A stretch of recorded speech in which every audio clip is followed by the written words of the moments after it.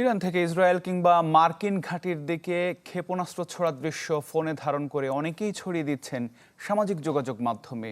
এতে যেমন আছে নিরাপত্তা ঝুঁকি, তেমনি যুদ্ধকালীন নির্দেশনা না মানায় অনেকেই পড়তে পারেন আইনি ঝুঁকিতে। গুজব ছড়ানোর দায়ী এরই মধ্যে দুবাই ও আবুধাবিতে জিজ্ঞাসাবাদে নেওয়া হয়েছে বেশ কয়েকজনকে, আর কুয়েতে গ্রেপ্তার হয়েছেন একজন।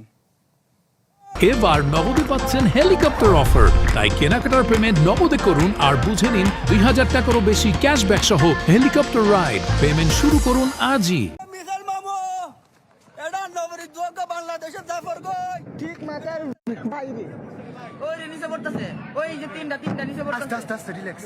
খোলা আকাশের নিচে দাঁড়িয়ে মোবাইল ফোনে ক্ষেপণাস্ত্র হামলার দৃশ্য ধারণ করছেন জর্ডান, লেবানন, দুবাই সহ মধ্যপ্রাচ্যে থাকা অনেক প্রবাসী। কেউ আবার আঞ্চলিক ভাষায় উত্তেজনার সাথে দিচ্ছেন পরিস্থিতির বর্ণনা। এমন বেশ কিছু হাস্যরসের ভিডিও ব্যাপকভাবে ছড়িয়ে পড়েছে সামাজিক যোগাযোগ মাধ্যমে।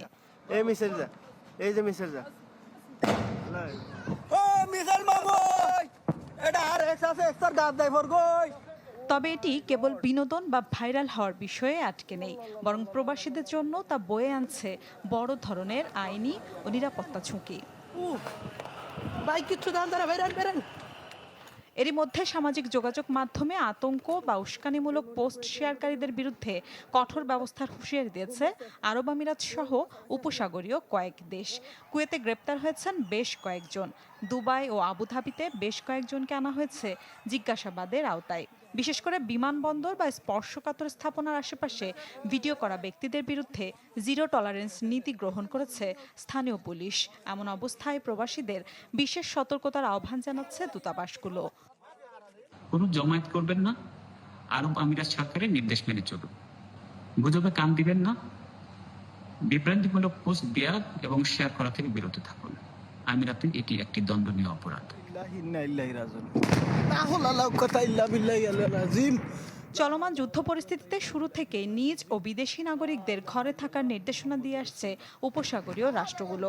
এসব দেশে গুজব ছড়ানো কেবল সামাজিক সমস্যা নয়, বরং তা জাতীয় নিরাপত্তা ইস্যু, বিশেষ করে আরব বসন্তের পর থেকে।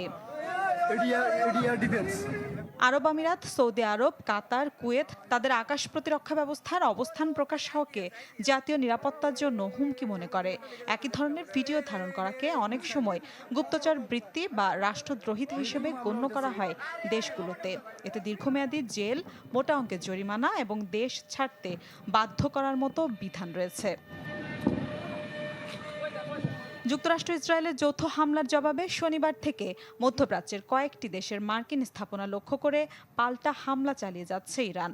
চলমান এই সংঘাতে আরব উপসাগরীয় বিভিন্ন দেশে ইতোমধ্যে 2 বাংলাদেশি নাগরিক নিহত হয়েছেন। আহত হয়েছেন অন্তত 7 জন। মিলা খন্দকার, চ্যানেল 24।